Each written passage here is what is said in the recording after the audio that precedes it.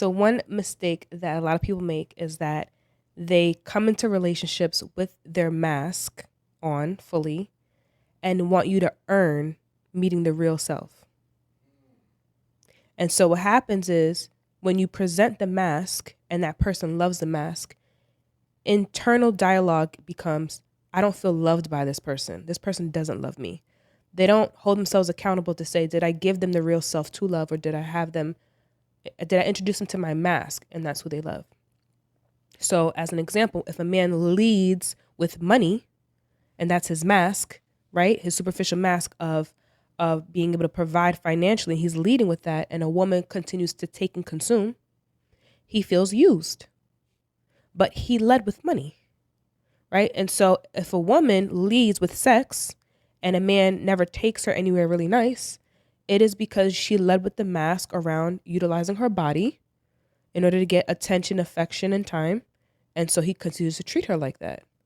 So what happened for you is, based on you experiencing your authentic self, you're giving people an opportunity to actually love you because you're actually the one loving yourself. That's when people have those conversations around, you have to love yourself in order for people to love you. What that really means is self-love is simply acceptance, right? If anybody's ever wondering, like, what is self-love? What's the difference between self-love and self-care? Self-care are action-based methods that you can do in order to take care of yourself, your self-esteem, grooming, hygiene, mental health, and so on. Self-love is accepting all parts of you, the good, the bad, the ugly, and being okay with it. It is well with my soul. That is self-love. I don't need to, when you want to change yourself so bad that you criticize yourself, you're resisting the self. And so it persists, which is why some people can't get through bad habits. But when you accept that that's where you are, something miraculous happens, you get to change. So when you accept yourself for who you are, that's part of shadow work, right? Is accepting the good, the bad, and the ugly. You're no longer asking anybody to love your mask. And so now, because you're showing up, whoever actually gives you that attention to your real self, you feel it now, because the mask is not in the way of you experiencing the love inside of you. So that is super dope. Again, it's more what's important to me where I am now, as far as, like, say, in a relationship, cheating. Like, that's always the easiest thing to do, and it's so easy to cheat. So I always look at it as, how much of the undisciplined self am I giving up to do that? Wow. That's how I consider it now. As opposed to before, it was just kind of like, I know I could do it and get away with it. So now, like, if I were to cheat, it's more or less, I'm literally disappointing myself first, and I know that's going to eat me more up than anybody else. And I know I have to restart this whole, not restart, but I have to start from, like, where my transgression started, And I just don't want to do that. Right. So it's fucking tough. Is it? It's so tough. It's so tough. It's so tough. It's so tough. But what's tough about it? The lust is tough, honestly. I love women. Like, I love women. Oh my God. The attraction. I love women, and I love women that love women. That's the toughest part. Like, women that love women, and then, like, there's women. It's the easiest way to connect to getting out aggression for me. Got it. So shit that goes on with work, shit that goes on with, like, shit that I got going on in life. It's like, I know it could all go away, or I feel that I know that I used to use sex as a tool to deflect from what was really going on. Right. And because a woman's body and presence is comfort, can provide comfort. It's really, but see, that's the thing. It wasn't even that. It was for me, is the conquering. It was the little notches of, like, little notches added to my ego that made me feel more comfortable with going out to the world as how they see me, as, like, this masculine, oh, you work out, you whatever. But I tell somebody I cry, and I tell somebody, like, I'm in therapy, and then it's like, oh, what did you do that for? Right. So it added to that. And just to not do that is, I just love women. Right. The experience of it. So at present, with all the work that you've done, is there still that primitive Absolutely. desire? I don't. Yeah. I don't want it to be in the way that, where we were talking about men, whether or not a man should be able to express vulnerability, and at what point in the relationship should he be able to express vulnerability to the point of crying. I wish that in the space of a man being in a relationship, he could do it as often as a woman can. But that is where I think that men do have it right in terms of it is dangerous. It is a gamble, I will say, expressing that level of vulnerability with a woman. Many women cannot handle and don't know what to do when a man gets to that point. So do I think that it's fruitful for a man to be able to express upset or frustration or cry at some point? I'm not saying a never, but I definitely would say it should not be as often as a woman. Because a woman, again, it goes back to if you are the protector of this in this relationship, but you're falling apart, I'm no longer going to feel safe. And when a woman is not feeling safe, she'll defer to her masculine energy. So it'll just be like an automatic response. And unfortunately, many men can't even act like that in front of his friends because male groups are notorious for heckling men, making fun of men when she cheated on you, bro, or look, your marriage didn't work out. I told you it wasn't going to work out with her, and they won't hold that space. So he really doesn't have anywhere to go, right? So it's a very fine line. I do wish that more men had the opportunity to be vulnerable with their woman. I'm not saying it's a never. I'm saying it's a gamble, and you need to read the room, right? You got to read the room with your woman to see, is this a good time? Can I be vulnerable with her and make that observation, right? So I think that for the men who are looking to secure a wife, when you get to that 5-6 month mark, something organic happens. I'm not saying force yourself to cry, but being vulnerable to share something that upsets you, something where you felt like you were going to go into a depression, and observe her reaction. You cannot fake body language. So have this conversation with her in person, right? Not over the phone. Have a conversation with her in person around something that was devastating to you, that really hurt you. Maybe when you thought you were just going to give up, you felt like you were just at your wit's end. Is she going to touch your hands? Is she leaning forward into you, or is she backing up? Right? Like backing up is a physical response to say, I'm not feeling safe. I don't want to get close. Is she getting close to you? Is she consoling you? Is she present with you? Is she asking questions around like having more details? That's how you'll know if somebody's interested in you. So, again, I wish that there were more opportunities for men in that way. That's why mental health and having those spaces are crucial for men. Being able to express your emotions is crucial for men. But it is true. I know the women are going to beat me up in the comments. They're going to tell me, no, my man cries in front of me and I still respect him. And so then maybe he established rapport. Maybe he established a level of respect. Maybe it's not as often, right? Or maybe you are a masculine woman, right? And you guys have a role reversal, so to speak. But majority of women in a healthy context need to know that the masculine frame is intact. He is firm. He is consistent. He is controlled, right? Like he has his stuff together. And when he doesn't, whether she acknowledges it or not, because perception is not necessarily, perception is your reality, doesn't mean it's the truth, right? So you think you want a man to cry. Women think, that's a projection. Women think they want a man to be soft. Women think that they want to see a man crying and emotional and he had a bad dream that somebody died and he wakes up and he's bursting into tears and she thinks she's going to console him. But once that moment is over, like that, she could lose respect for him. Playing this never-ending chess match because it seems like women ask for a strong, protective alpha male, Mm-hmm. aren't prepared for a strong, protective alpha male, Mm-hmm. and it seems like a lot of women really try to get these emotions out of you. So Right.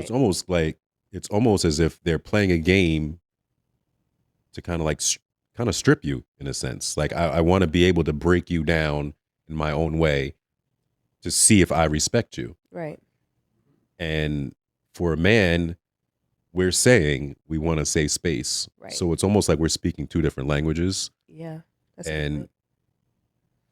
if women are looking for marriage, Mm-hmm. um, and not to be, just girlfriends or 5-year girlfriends, whatever Mm-hmm. you guys are talking about lately, um, how do we come together to where we can be vulnerable, Mm-hmm. you feel safe, Mm-hmm. we feel safe, and we don't have to necessarily uh, hide these emotions that you're begging for us to have Mm-hmm. while not being afraid that we won't be respected for showing them. Absolutely. This is perfect. So there's a couple of things, and again, within context, I want you guys to consider this fact. People who have less respect for their bodies and have less purpose attached to how they pick are the ones that are procreating at larger amounts. People who have come from families that are still intact do not have a lot of children, right? Mm. Their offspring. We have far more people roaming this earth with no backing, right? No solid foundation from their family upbringing. So we have the people who are uneducated, right? Whether it's in the school or just in life, and they're having 16 kids apiece.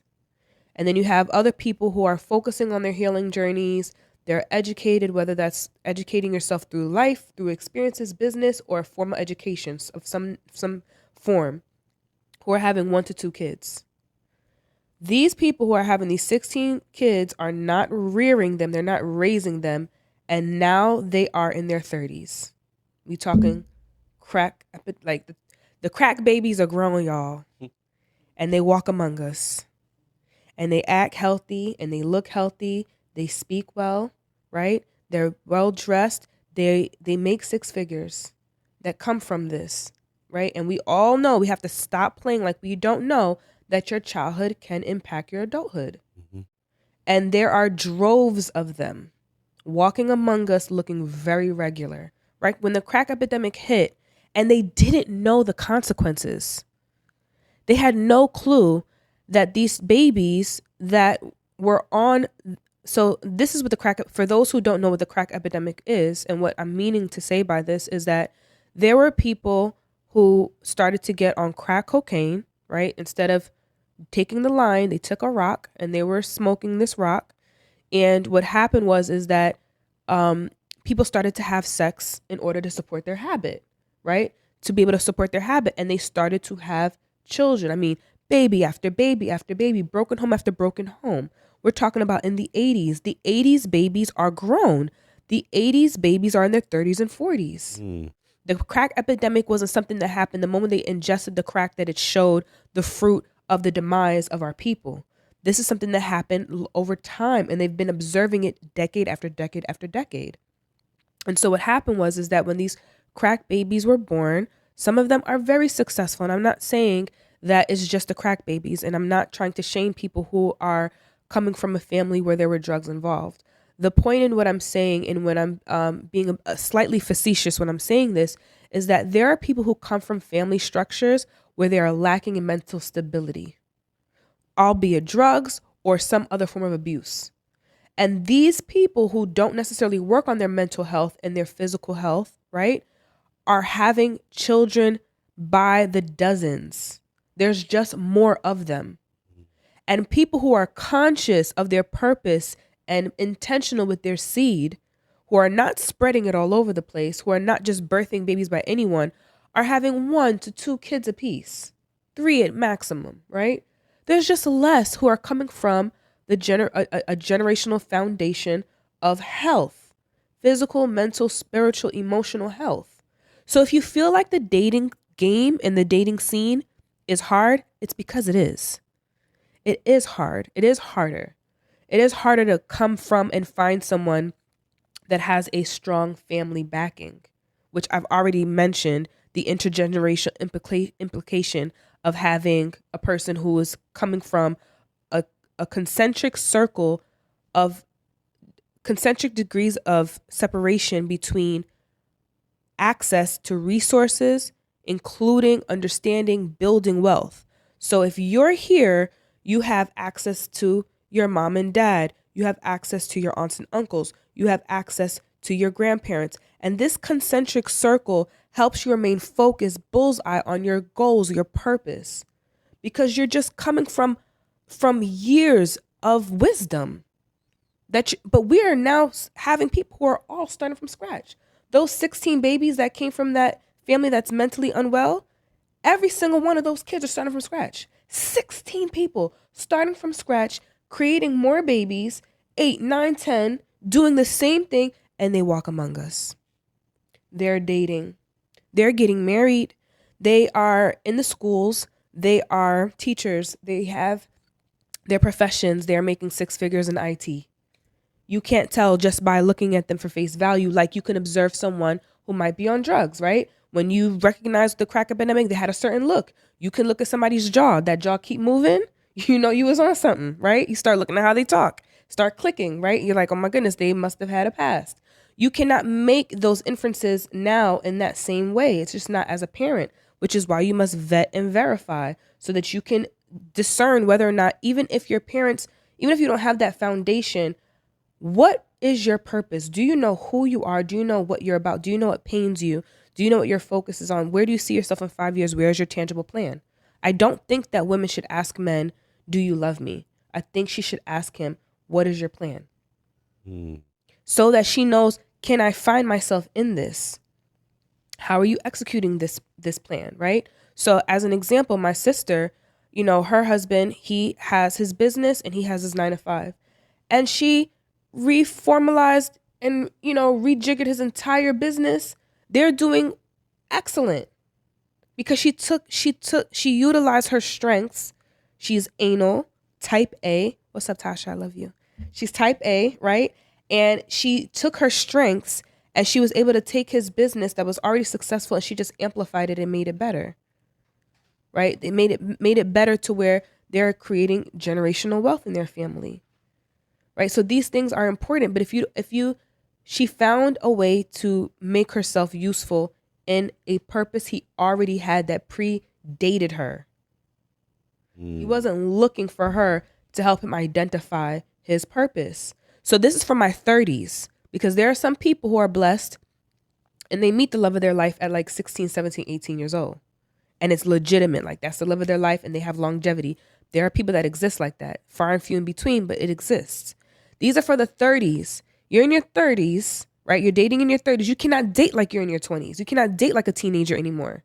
You cannot date for pleasure anymore. You cannot date for futile feelings. They're frivolous. They're fickle.